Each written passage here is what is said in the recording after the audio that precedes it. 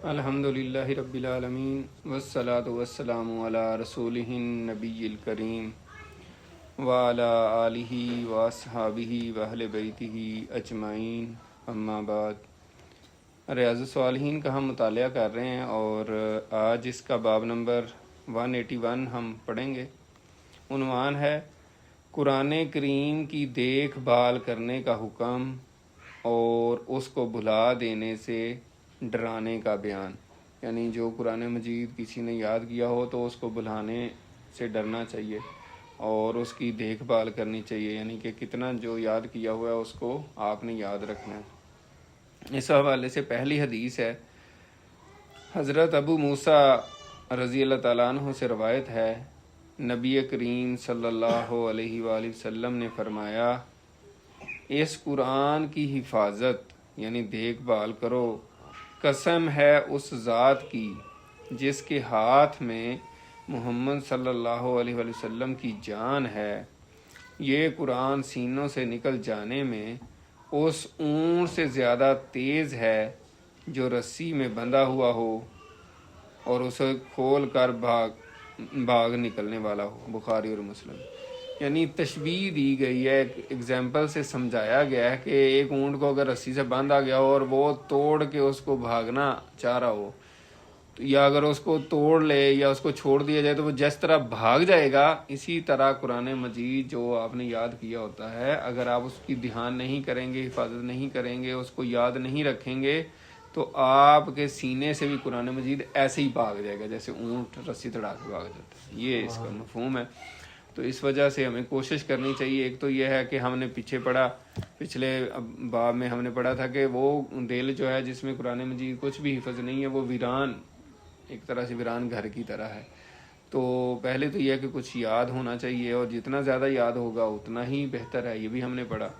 اب یہ ہے کہ اگر یاد کر لی ہے تو اس کی حفاظت پھر کرنی ہے، تو یہاں پہ اس کی بات ہو رہی ہے۔ اور اس کا بہترین طریقہ جو ہے، جو علماء اکرام نے بتایا ہے، جو اسلامک اسکالرز بتاتے رہتے ہیں، وہ یہی ہے کہ آپ نمازوں میں جتنا بھی یاد کیا اس کو پڑھیں۔ ٹھیک ہے، نمازوں میں صرف قل ھو اللہ نہیں پڑھنی ہوتی، ساری صورتیں پڑھنی ہوتی ہیں، اور جتنا قرآن مجید آپ کو الف لام میم ذالک الکتاب لا ریب فیہ ھدی للمتقین سورۃ البقرہ کے شروع سے لے کر والناس سورۃ الناس تک جتنا یاد ہے، آپ اس کو ترتیب سے، یعنی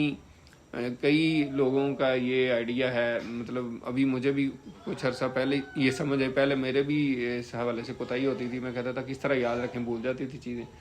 تو اس کا بہترین جو طریقہ اور نسخہ ہے وہ یہ ہے کہ جتنا قرآن مجید، کسی کو فرض کریں 2 سپارے یاد ہیں، 3 سپارے یاد ہیں، پورا قرآن نہیں بھی یاد،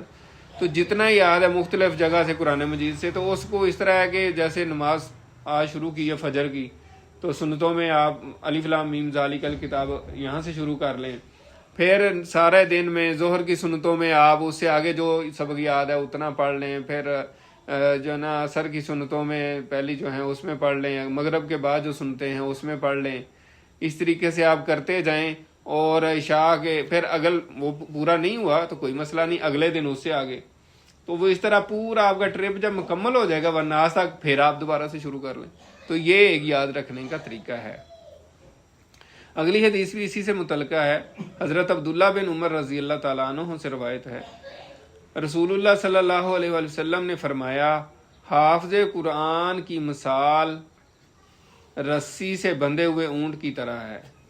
اگر وہ اس اونٹ کا خیال رکھتا ہے تو وہ اپنے کھونٹے سے بندھا رہتا ہے، اور اگر اسے کھول دے گا تو چلا جائے گا۔ بخاری اور مسلم کی، مطلب وہی مفہوم کی حدیث ہے کہ اگر آپ باندھے رکھیں گے تو وہ بندھا رہے گا، اگر کھول دیں گے تو پھر وہ بھاگ جائے گا۔